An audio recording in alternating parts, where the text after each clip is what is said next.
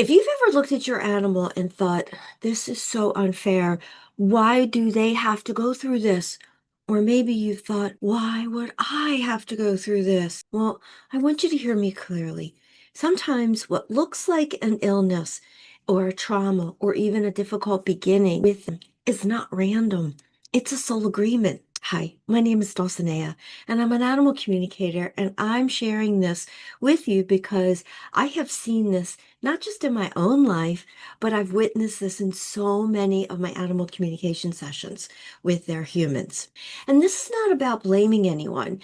This is about bringing meaning, peace, and support into something that can feel very heartbreaking. So when an animal comes into a body that needs extra support, it's easy for us to assume something went wrong, like it's punishment or it's a mistake or just bad luck.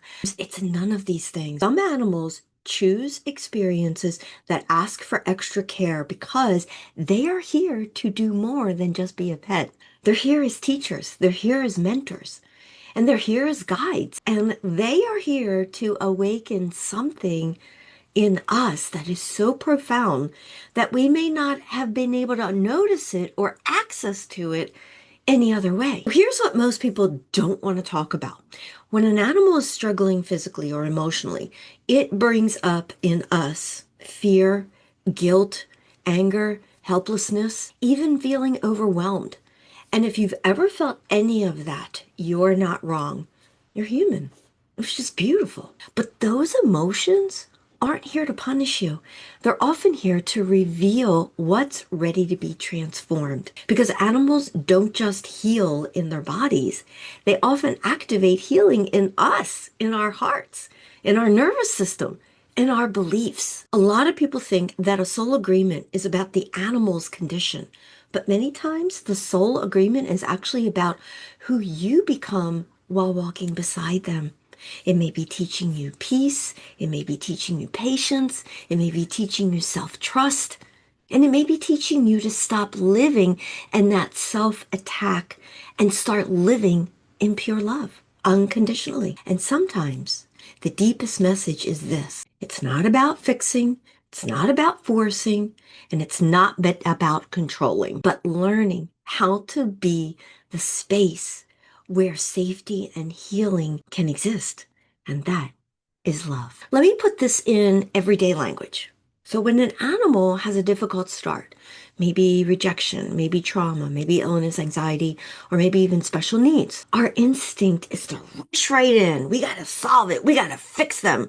And we got to make it better fast for them. But our animals, they respond to something so much more deeper than our urgency.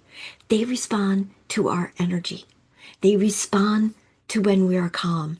They respond to when we are consistent and when we are present. And when we stop projecting fear into the future or replaying the pain from the past, and we meet them right there today in this moment, that is where you start to see the shift, not just in how they're responding to whether you're giving them medicine, caring for them, or just learning how to be in that calm state, but you start seeing a shift in yourself too.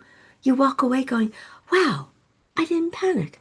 I didn't get mad. I didn't freak out. I didn't react. I'm going to share with you how love is not a feeling, but it's a practice of energy. Because real love with animals in a hard situation is not just emotion, it's devotion.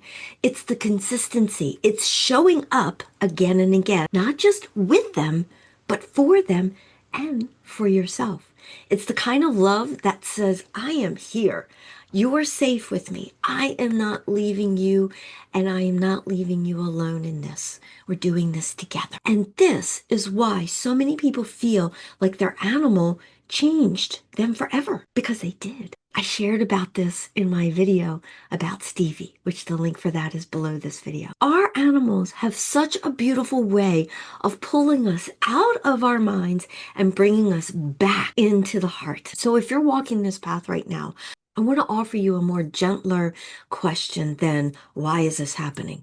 What is my animal teaching me? What are they helping me heal within myself? And how can I meet them with more presence and less pressure? And if your animal is in spirit, This still applies because the love doesn't end. The love agreement never ends. Your animals in spirit, they continue to guide you.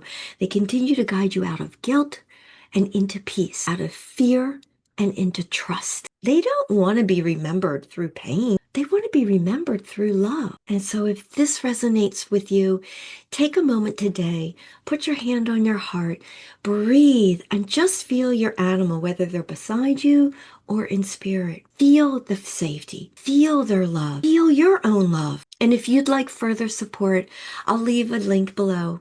You're not alone in this, and your animal is not alone either. So I want to thank you so much for watching, and I'll see you on the next video.